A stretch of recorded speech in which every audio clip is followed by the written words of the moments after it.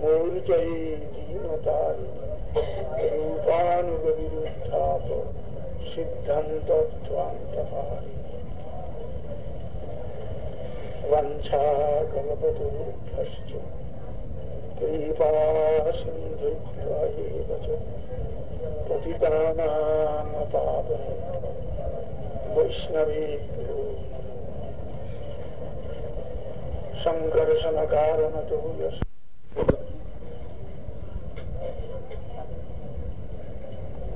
উপস্থিত গৌড়ীয় বেদান্ত সমিতি সদ্ভবৃন্দ ও শ্রীভবৃন্দ, সবাইরই আমি আপনাদের চরণ বন্দনা করি। আপনারা জয়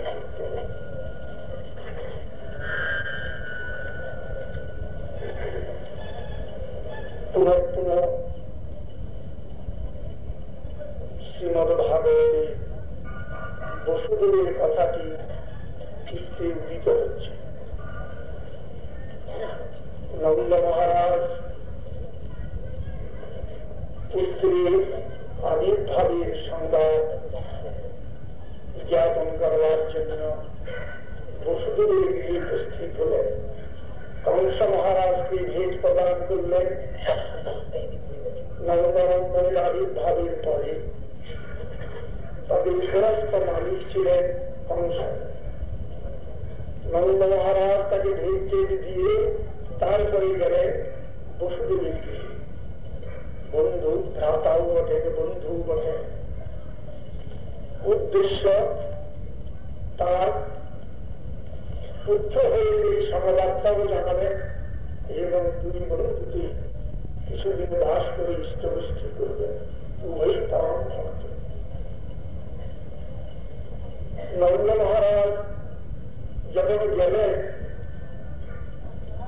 তারপরে বসুদেব তাকে বললেন, তুমি শিগগির বাড়ি যাও, ঘরে ফিরে যাও।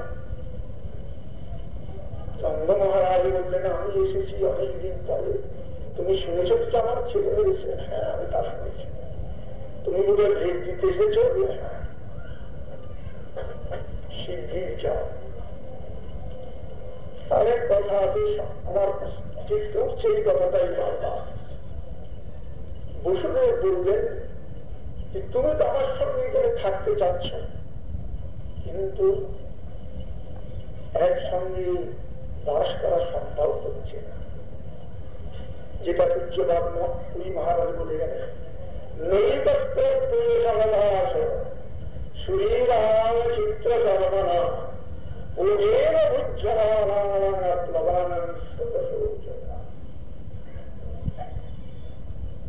যে নন্দ মহারাজ তুমি থাকতে পারছ, একসঙ্গে বাস করতে চাচ্ছ, কিন্তু সম্ভব নয়। নৈকত্র প্রিয় সমবাস, প্রিয়জনের সঙ্গে একত্র বাস হয় না, সৈন্য বাস হয় না। কেন হয় না?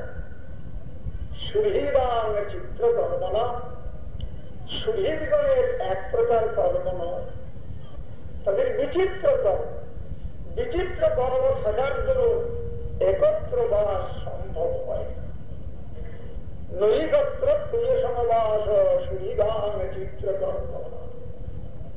কিরকম দৃষ্টান্ত এটা দিলে, ওধেন বুঝ্যমানানাং প্লবানাং স্রোতসমূহযথা ভাসমান পদার্থ সমূহ তৃণ এই বাঁশ বা লাঠিটাকে যেমন নদীর স্রোতে পড়ে গেলে একসঙ্গে পড়লেও ওই বায়ুর বেগে বিচ্ছিন্ন হয়ে যায়, তরঙ্গায়িত হয়ে জলটা ওই ভাসমান বা তৃণরাশিকে বিচ্ছিন্ন করে দেয়। কোনটা এপারে, কোনটা ওপারে, কোনটা এদিকে, কোনটা সেদিকে চলে যায়। সেই মনে হচ্ছে এই শ্লোকটাই কেন যে নৈকত্র প্রিয় সমবাস। প্রত্যক্ষ করছি এবং এটা শাস্ত্র যুক্তিসম্মতির কথা। আর আমাদের পূজনীয় সতীর্থ শ্রীমৎ কেশব মহারাজের বিরহ তিথিতে আসতে হয়েছে এখানে। এটা তো কয়েকদিন পূর্বেও কল্পনা করি, কিছুদিন পূর্বে আমি এইখানে এসে মহারাজের সঙ্গে আলোচনা করে গেছি কোন মঠের এই সেবা পরিচালনা সম্বন্ধে। তখন তো এই কল্পনার মধ্যে আসেনি। একসঙ্গে প্রিয়জনের সঙ্গে বাস হয় না, কেন? কর্ম তো এক প্রকার, বিচিত্র কর্ম আমাদের, এক একজন এক এক দিকে চলে যায়, এক এক দিকে থাকে।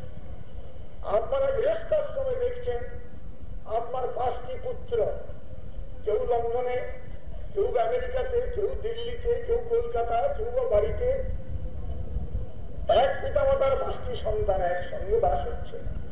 পিতামাতার ইচ্ছা হয় যে সন্তানদের সঙ্গে একসঙ্গে থাকে, কিন্তু কর্ম তাদের পৃথক করে দেয়। ঠিক আমাদের অবস্থাটা, আমরা এসেছিলাম বাহ্যত সংসার আদি ছেড়ে, পিতা মাতা আত্মীয় স্বজন ছেড়ে এসেছিলাম গুরুপাদ বদ্ধের জন্য, তার কাছে উদ্দেশ্য তার নিকটে থাকবো, তার সেবা করব, তার কৃপা লাভ করবো ইত্যাদি। তার উপদেশ মতো চলে ভগবত পাদপত্র প্রাপ্ত হব, ভগবত সেবা লাভ করব। এই অভিপ্রায় নিয়ে আমরা সকলে বাড়ি ঘর ছেড়ে গুরুদেবের কাছে এসেছিলাম। কিন্তু তার প্রকটকালে বহু সুখেই কাটিয়েছি, জীবনে এই প্রকার সুখী আর কাটাইনি। কিন্তু তিনি থাকলেন, তিনি চলে গেলেন 1937 সালের 1 জানুয়ারি তিনি চলে গেলেন, ইংরাজি মতে 1 জানুয়ারি। আর আমাদের মতে 1936 সালের 31 ডিসেম্বর শেষ রাত্রিতে তিনি চলে গেলেন। এসেছি তার কাছে সব পিতামাতা আত্মীয় স্বজন ছেড়ে দিয়ে, 1 জন নয়, 2 জন নয়, 10 জন নয়, 100 জন নয়, বহু লোক এসেছি আমরা তার কাছে। কিন্তু তার কাছে স্থূলত আর থাকা গেল, তিনি চলে গেলেন, আমরা পড়ে থাকলাম। আবার আমরা যারা থাকলাম একসঙ্গে ভাই ভাই গ্রুপ ভাষায় সতীর্থ, তাও দৈব বিড়ম্বনাতে আমরা পৃথক পৃথক থাকছি। এক একজনের কর্মব্যবদেশে এক একজন এক এক স্থানে থাকছে। তাও যাওয়া বা বিভিন্ন স্থানে থেকে পরস্পর মিলিত হওয়ার একটা সুযোগ ছিল এখানে ওখানে সেখানে, সেটাও দৈব বিড়ম্বনাতে তার থেকে আমরা বঞ্চিত হলাম। এই অল্প দিনের মধ্যে, বছর 2 মধ্যে আমরা আমাদের জ্যেষ্ঠ সতীর্থ বহুকে হারালাম। পূজ্যপাদ ভক্তি বিজ্ঞান আশ্রম মহারাজ চলে গেলেন, অল্প দিনের কথা বলছি, পূর্বে তো অনেকেই গেছেন। তারপরে ভক্তি প্রকাশ অরণ্য মহারাজ চলে গেলেন, তারপরে নারসিংহ মহারাজ চলে গেলেন, তারপরে আমাদের ভক্তি সর্বস্ব গিরি মহারাজ চলে গেলেন, রাঘব চৈতন্য ব্রহ্মচারী প্রভু তিনি চলে গেলেন। আবার কানাই ব্রহ্মচারী অবশ্য মঠবাসী নয়, তথাপি ঘনিষ্ঠ ভাবে বাড়ি থাকলেও মঠের সঙ্গে মেলামেশা বেশি করত, সেও কয়েকদিন আগে গেল। আর এই সদ্য সদ্য পূজ্যপাদ কেশব মহারাজ চলে গেল। সুতরাং আমাদের কেবল বিরহের পালা পড়েছে, এ কোনো গালি নয়, অভিশাপ নয়, স্বাভাবিক, এ সহ্য করতেই হবে। আমরা আজ আসি, কাল নাও থাকতে পারি, কাল কেন রাত্রিটাও না থাকতে পারি, বিশ্বাস কি আছে? তথাপি উপায় তো নাই, যেটা ইনএভিটেবল, অবশ্যম্ভাবী যেটা, তার জন্য দুঃখ করে কোনো লাভ নাই। কিন্তু দুঃখ করিবা না করি, দুঃখটা এসে যায়, আসবেই আসবে। প্রিয়জনের বিরহে প্রিয়জনের দুঃখ হওয়া স্বাভাবিক। তার মধ্যে 2টা দিক আছে। দুইটা দিক কি, একটা সেবার দিক আর একটা সেবার দিক, যদিও দুইটা তাৎপর্য আছে ভক্তের পক্ষে। যে প্রভু চলে যাচ্ছেন তার সঙ্গ সুখ, তার সেবার দিক। স্থূল ভাবে প্রত্যক্ষ রূপে আমরা বঞ্চিত হয়ে যাই, হৃদয়কে স্পর্শ করব, তার কি ফল হবে? হবে ওই ছাদ থেকে যে জল টপকায়, ফোটা ফোটা জল পরে দেখবেন পাথরটাও গর্ত হয়।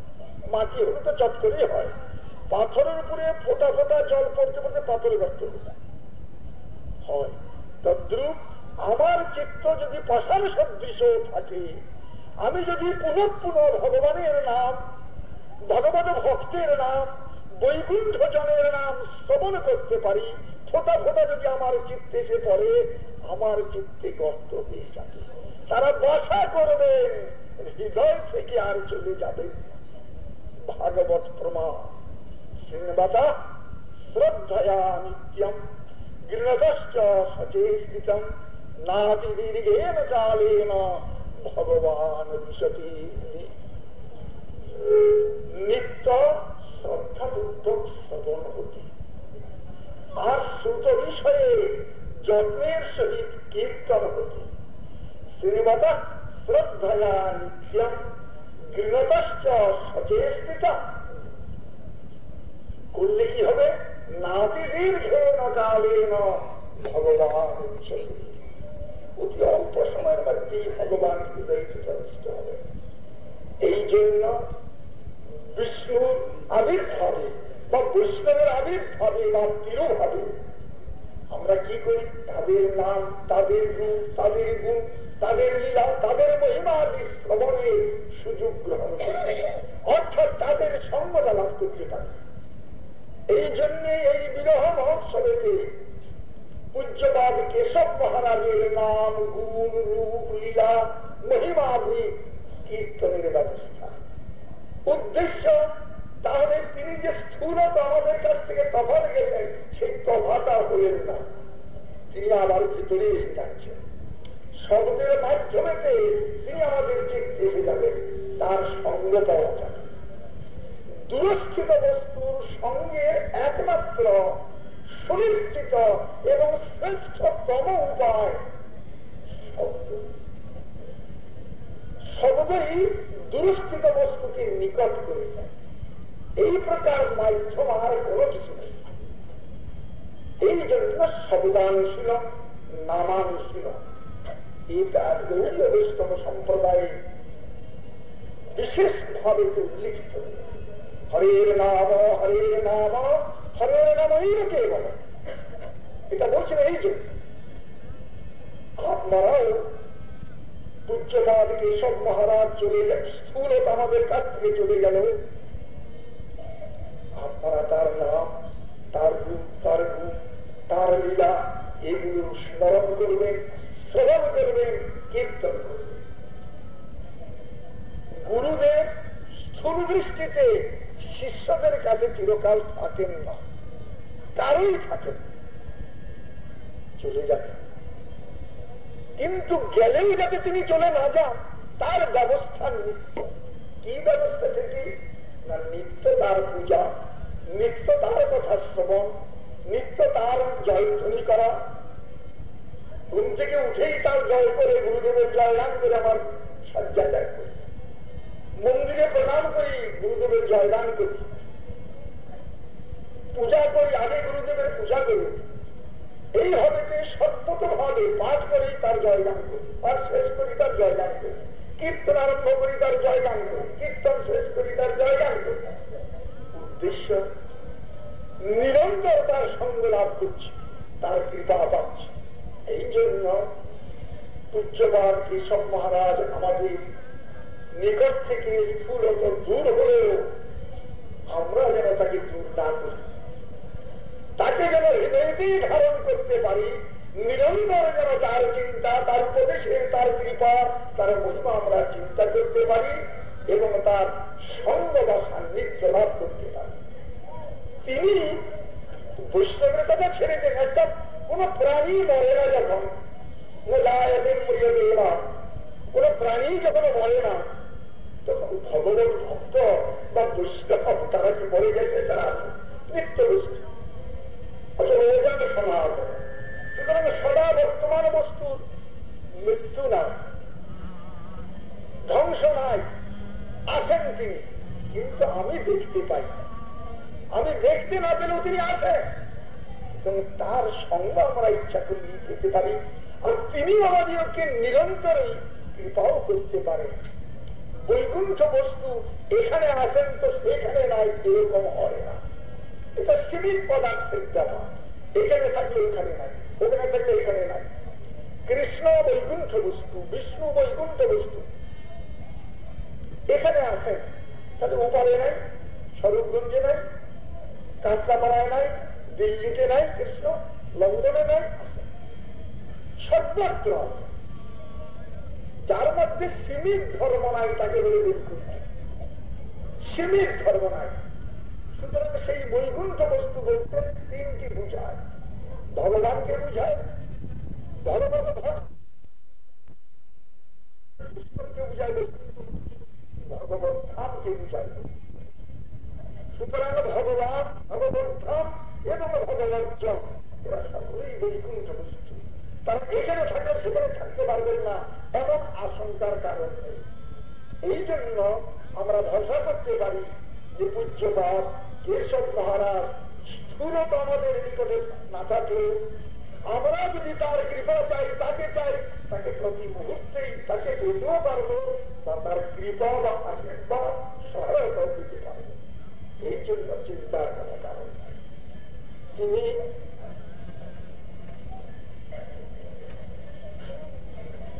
6 অক্টোবর 1980 6 অক্টোবর সন্ধ্যা 6টা 15 এই ভগবত ধামেতে, গৌর ধামেতে, যেটি নবদ্বীপের মধ্যে একটি প্রসিদ্ধ দ্বীপ কৌলদ্বীপ, এই কৌলদ্বীপেতে নিজের প্রকাশিত শ্রী মন্দিরের সন্নিধানে এবং তারই প্রকাশিত কৌলদ্বীপ করা হবে। লোকে জানত না, যে সমাজে জানত না যে কৌলদ্বীপ মানে কৌলন্দর বরাহদেবের দ্বীপ, এখানে বরাহদেব প্রকাশিত হয়েছিলেন, এটা লোকের জানা ছিল না। খালি গৌরীয় সম্প্রদায়ের কিছু সাধু ভক্ত বৈষ্ণব লোকেরা জানে, সাধারণ লোকে জানে। কিন্তু মহারাজ সেটি প্রকাশ করলেন, বরাহদেবকে প্রকাশ করলেন।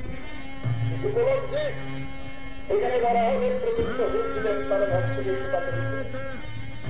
তারপরে এই মঠটির নাম করেছেন দেবানন্দ গৌরীয় মঠ। দেবানন্দ পণ্ডিত ছিলেন এখানে একজন পণ্ডিত।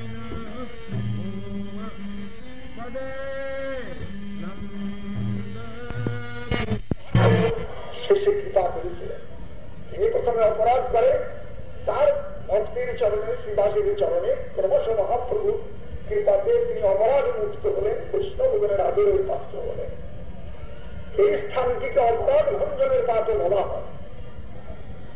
তিনি সেই দেবানন্দ পণ্ডিতের নাম অনুসারে जगह है, इसलिए एक उदाहरण हम देखा है हर वक्त ये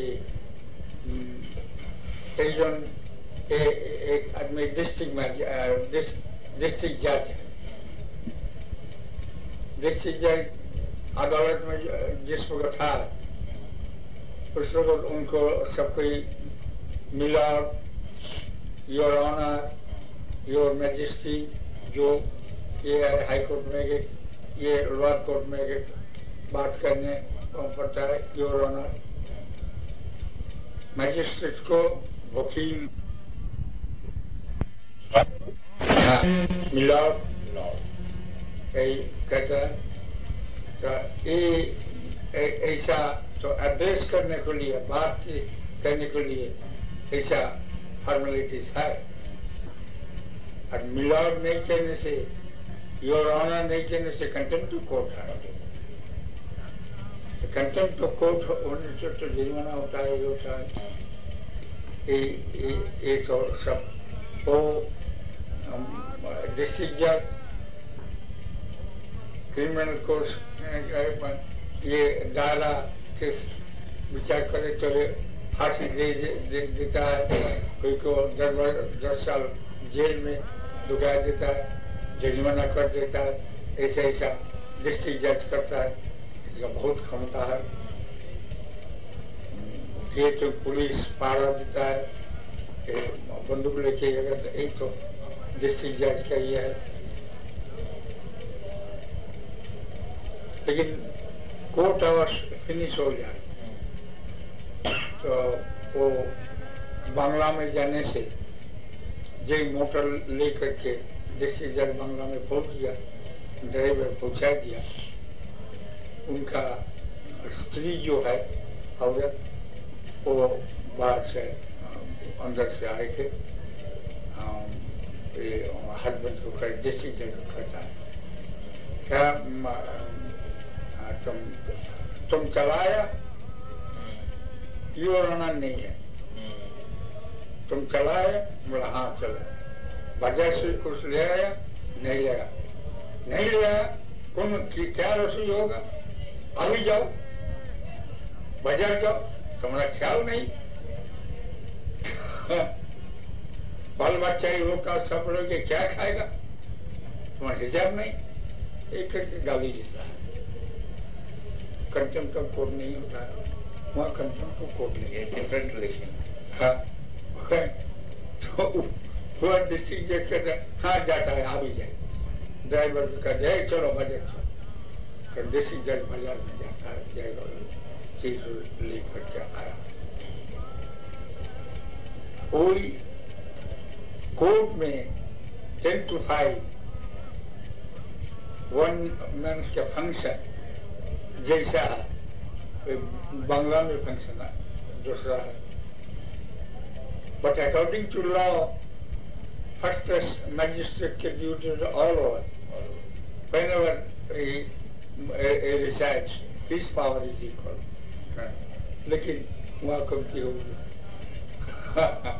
वो वाइफ के पास शब्द एकदम ये है। और जो बाल बच्चा है वो तो कान पर उठेगा, हाथ पकड़ लेगा, ये कुछ तो ये नहीं। जज कैन जज एनी हाल। हाँ, जज और district magistrate, first class magistrate और जगह जब सिटी को वो नहीं जजमेंट दी, वो नहीं घर से आसाम चला जाए, कोई जामीन जाए, ये बेल वगैरह बेल वगैरह जगह न हो, कोई बांग्ला को हाँ तुरंत तब भी और कुछ रहने से वो कोर्ट का मंत्र ने भरो क्या कलम पकड़ लेगा, मंत्र कलम पकड़ लेगा। ऐसा होता है। पिताजी को बच्चा बहुत ये प्यार करता है, तो पिताजी बच्चे को छोड़ देते, घर मिलता है। अभी सोचा छोटा एक बच्चा है कि हाथ पकड़ लो, एक अंगुली पकड़ लो, पिता मत जाओ अभी से मत जाओ। पिता का ताकत जैसा था सब बच्चा दे एक पा अग्रसर करने की न हमको छोड़ दो, छोटा हमारा ऑफिस न छोड़ जाएगा, नौकरी छूट जाएगा। कहले नहीं आप जाने नहीं देगा, तुम बैठो। डिस्ट्रिक्ट जज उनको औरत को कहता है, स्त्री को, इसको ले लो, बच्चे को ले लो, हमारा नौकरी छूट जाएगा, शरीर नष्ट हो जाएगा। बच्चा रो रहा, नहीं जाएगा नहीं देगा। वो बच्चे का ताकत क्या है? उनका 1000 बच्चा डिस्ट्रिक्ट जज चले छाड़ दे के मार देने से, लेकिन सब ताकत नष्ट हो गई। ये बच्चा एक तो अंगुल लेके खींच दिया और सब एक ही से এই অ্যাফেকশন যে ঐশ্বর্য से कोई माधुर्य का अर्थ समझा। कृष्ण जी वही कहा सबको, वो तो पुत्र, पिता, औरत, हस्बैंड, ये विचार देखा, एक ही तुलना करके उनका प्रेम जो है, दोस्त, बहुत दोस्त है। तो दोस्त आके बुला लेगा तो चला जाएगा, काम को समझाएगा। ऐसा जो रिलेशनशिप से मालूम होता है जो माधुर्य रस उसका नीचे वात्सल्य है, उनका ऐसा नीचे सुख फ्रेंडशिप है, उसका नीचे दायित्व है। इसका अंदर में भी विचार ये तुलना फ्रेंडशिप दो किस्म है, वात्सल्य दो किस्म का है, माधुर्य दो किस्म है, दायित्व भी दो किस्म है। एक विचार है और शांत वो भी दो किस्म है, वैरायटी है। एक चैतन्य महाप्रभु एक विचार दूसरा आचार्य लोग ऐसा विचार किया, रामानुज किया नहीं, मध्वाचार्य विचार किया लेकिन पूरा किया, लेकिन लाइन ऑफ थॉट है उसका अंदर, लेकिन पूरा चैतन्य महाप्रभु पूरा देखा। इसलिए इतना आचार्य का स्थान महाप्रभु भ्रमण करके प्रचार करने के लिए दिया था। महाप्रभु का मेरा जो आइडिया एक मध्वाचार्य का मंदिर उनका बीज मिला, कोई निम्बार्क, विष्णु स्वामी, रामानुज का अंदर में कुछ मिलता मध्वाचार्य। तो कृष्ण जी का सेवा किया वात्सल्य भाव से मध्वाचार्य कृष्ण जी की सेवा किया। चैतन्य महाप्रभु थोड़ा और एडवांस किया, माधुर्य वात्सल्य दुनिया में देखने से मालूम होता है। देखिए इधर से तो खुलेगा, देखिए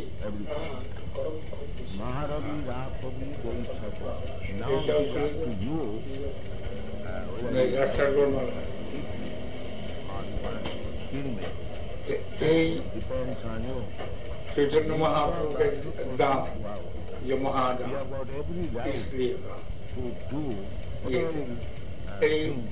वात्सल्य का अंदर में पारकीय चिंताधारा,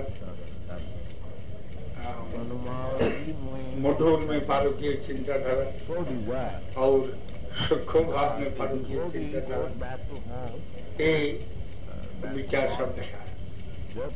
कैसा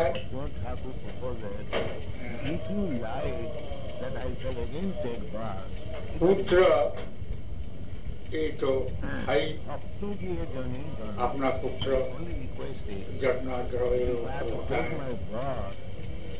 यशोदा जी और देवकी का पुत्र जी है और यशोदा में जो कुछ फर्क।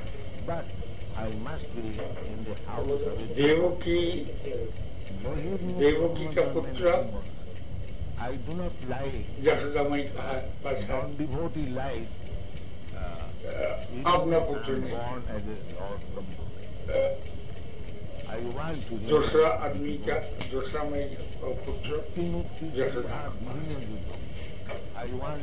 पारकीय पुत्र होता है और आदमी के पुत्र जैसा आजकल कानून में एडॉप्टेड सन होता है। अपना सन नहीं है, ऐसा कर लिया। इसके विचार में कुछ सुख रस में भी ऐसे ही है। प्रेम दो चीज पारकीय और स्वकीय किसको कहता है? अपना भाई, 5 भाई है, ये भाई जो है ये स्वकीय सुख है और क्लास फ्रेंड बाहर का और खेलने को साथी है, ये वो भी प्रेम है।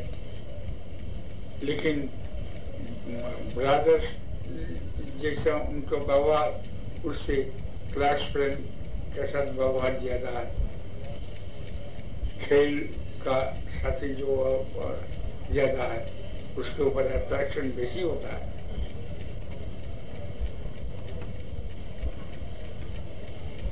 इसलिए चैतन्य महाप्रभु कहा पारकीय रस स्वकीय रस से ज्यादा होता है। तो भगवान के पास अट्रैक्शन इसमें भी होना चाहिए। जो स्वकीय सोचता है वो भी अच्छे ही है, मोक्ष तो हो गई, लेकिन अट्रैक्शन ज्यादा होता है पारकीय का ऊपर, मार्ग सबसे ज्यादा होता है। विचार सबको दिखाई दिया जी। इसलिए कृष्ण जी को पास अट्रैक्शन सबसे ज्यादा होता है। राम जी वो तो परतत्व है, भगवान है, वो तो विचार है। राम ने सुनो बढ़ाओ तो 10 हो